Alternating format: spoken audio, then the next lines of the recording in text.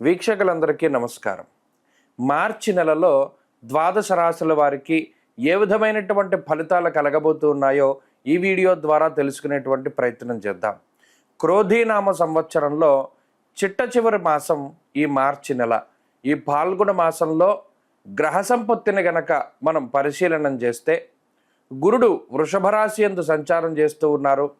మిథునమందు కుజుని యొక్క సంచారము కొనసాగుతూ ఉన్నది. కన్యారాశి యందు కేతుగ్రహం సంచారాన్ని ఆయన కొనసాగిస్తూ ఉన్నారు. అలాగే ఈ నెల మార్చి 15వ తారీఖు వరకు కూడా కుంభరాశి యందు రవి శనేశ్వరుడితో కలిపి సంచారం చేస్తూ 15వ తారీఖు నాడు మీనరాశిలోకి రవి యొక్క ప్రవేశం అనేటువంటిది జరగబోతూ ఉన్నది. అలాగే ఈ మాసం చివరిలో 29వ తారీఖున శనేశ్వరుడు తన యొక్క స్వక్షేత్రమైనటువంటి కుంభరాశిని వదిలిపెట్టి మీనరాశిలోకి ఆయన యొక్క సంచారాన్ని ప్రారంభం చేస్తారు. అప్పటికే మీనరాశిలో రాహువు, బుధుడు, శుక్రగ్రహాలు మీనరాశిలోని ఈ మాసం ప్రారంభం నుండి తమ యొక్క సంచారాన్ని కొనసాగిస్తూ ఉన్నటువంటి తరుణంలో రవి, శనేశ్వరుడు అలాగే చంద్రుడితోటి కలుపుకొని మీనరాశి యందు ఈ మాసం చివరిలో అనగా 29వ తారీఖు లగాయితూ ఒక 2.5 రోజుల పాటు షష్టగ్రహ కూటమి అనేటువంటిది జరగబోతూ ఉన్నది. ఒక 2.5 రోజుల తర్వాత అనగా ఏప్రిల్ 1వ తారీఖు నుండి చంద్రుడు మారిపోవడంతో ఈ షష్టగ్రహ కూటమి వల్ల పంచగ్రహ కూటమి కింద తగ్గుతుంది. ఆ తదుపరి కొన్ని రోజులకి శుక్రుని యొక్క మార్పుతోటి 4 గ్రహాల యొక్క కూటమిగా ఉంటుంది. ఆ తర్వాత దాదాపుగా మీనరాశిలో శని రవులు మాత్రమే మిగులుతారు ఈ మాసం చివరికి, అలాగే ఈ మే నెల వచ్చేసరికి. అయితే ఈ షష్టగ్రహ కూటమికి సంబంధించిన వీడియోలు ఆల్రెడీ మనం చేయడం జరిగింది.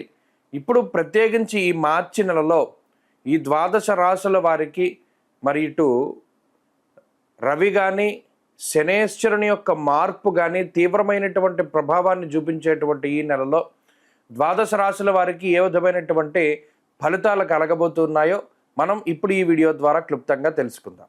మీనరాశి వారికి మార్చి నెల మిశ్రమమైనటువంటి ఫలదాత.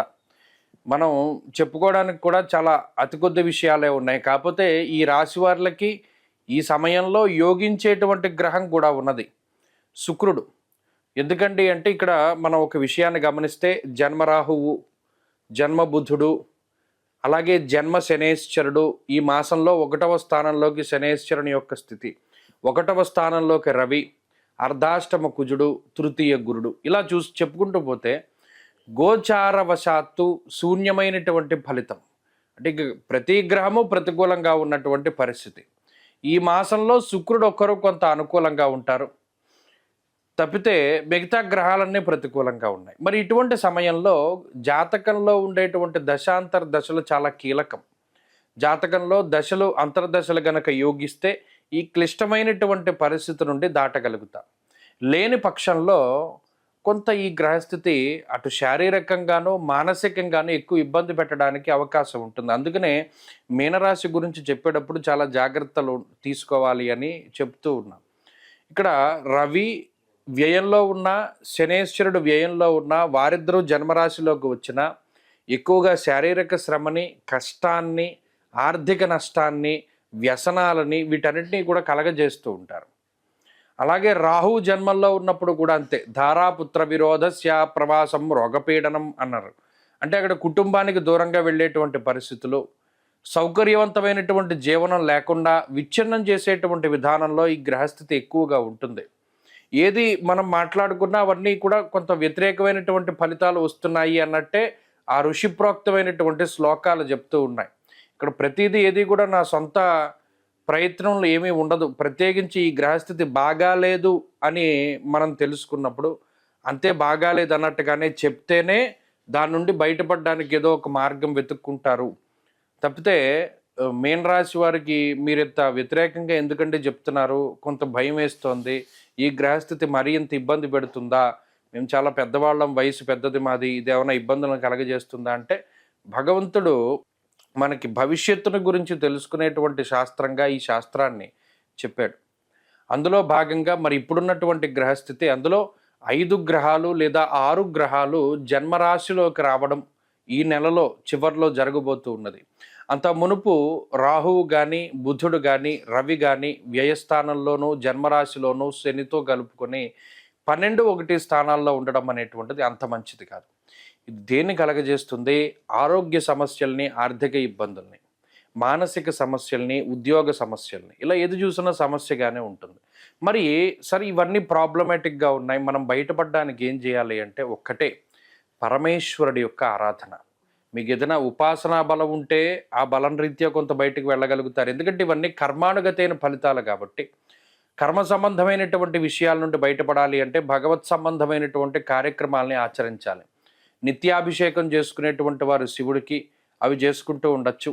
ఎక్కువగా పరమేశ్వరుడి యొక్క ఆరాధన చేస్తూ ఉండడం, మాస శివరాత్రులు, సోమవారాలు, శనివారాలు ప్రత్యేకించి పరమేశ్వరుడికి అభిషేకం చేసుకుంటూ ఉండడం, అలాగే ఎక్కువగా ఈ దానాదులు చేస్తూ ఉండడం. ఏ గ్రహానికి సంబంధించినటువంటి ధాన్యం ఆ గ్రహానికి ప్రత్యేకించి దానం చేస్తూ ఉండడం, అలాగే ఆయా రోజుల్లో ప్రత్యేకించి చేస్తూ ఉండడం ద్వారా ఈ దోషాల నుండి బయటపడతారు. గ్రహ దోషాల నుండి బయటపడడానికి జపాదులు, దానాదులే చెప్పబడ్డాయి కాబట్టి అవి ఆచరిస్తూ ఉండండి, మంచి ఫలితాలు సంప్రాప్తమవుతాయి. మార్చి నెల 29వ తారీఖు లగాయతు మే 21వ తారీఖు వరకు దాదాపుగా 53 రోజుల పాటు శని రాహువుల యొక్క యుతి మీనరాశి యందు, అందున పర్టికులర్గా పూర్వభాద్ర నక్షత్రం 4వ పాదంలో ఈ 53 రోజుల పాటు శని రాహువుల యొక్క కంజంక్షన్ అనండి, యుతి అనండి, కలయిక అనండి, ఏదైనా సరే ఈ 2 గ్రహాలతో పాటు, అంటే ఇక్కడ షష్టగ్రహ కూటమి కూడా జరుగుతోంది, కానీ మిగతా గ్రహాల యొక్క కలయిక కన్నా శని రాహువుల యొక్క కలయిక, ఈ శని రాహువులతో పాటుగా రవి కూడా మీనరాశిలో ఉంటూ ఈ 3 గ్రహాల యొక్క కలయిక తీవ్రమైనటువంటి ప్రభావాన్ని చూపించబోతూ ఉన్నది. అయితే ఇది ప్రకృతి పరంగా ఇబ్బంది పెడుతూ ఉంటుంది. ఈ షష్టగ్రహ కూటమి వల్ల ప్రకృతి పరంగా వచ్చేటువంటి విపత్తుల గురించి మనం ఆల్రెడీ ఒక వీడియో చేశాం, అది డిస్క్రిప్షన్లో ఉంది. అయితే ఇప్పుడు చేస్తున్నటువంటి ఈ వీడియో ప్రత్యేకించి ద్వాదశ రాశుల వారికి శని రాహువుల యొక్క యుతి వల్ల వచ్చేటువంటి విపరీతమైనటువంటి ఫలితాలు ఏమిటి, ఇందులో కొంతమంది విపరీతంగా లాభపడేటువంటి సందర్భాలు ఉన్నాయి. ప్రత్యేకించి శని రాహువులు కలిసి యోగిస్తే ఓవర్ నైట్ స్టార్స్ అని చేస్తారు ఆ 2 గ్రహాలు కూడా. అంటే ఎలా ఉన్నవాడైనా, ఉదాహరణకి చూడండి, ఈ కుంభమేళాలో కొంతమంది అలాగే ఓవర్ నైట్లో స్టార్స్ అయ్యారు. అంతా పీక్లో శని రాహువులు యోగిస్తే స్టార్డమ్ వస్తుంది. అది ఏదైనా సరే, అంటే ఆర్థికంగా ఉపయోగపడుతుంది, లేకపోతే ఇంకోటి అది ప్రయోజనాన్ని పక్కన పెడితే అంత విపరీతంగా యోగిస్తారు. అలాగే శని రాహువులు ఇబ్బంది పెడితే అంతగానో ఇబ్బంది పెట్టేటువంటి పరిస్థితులు ఉన్నాయి.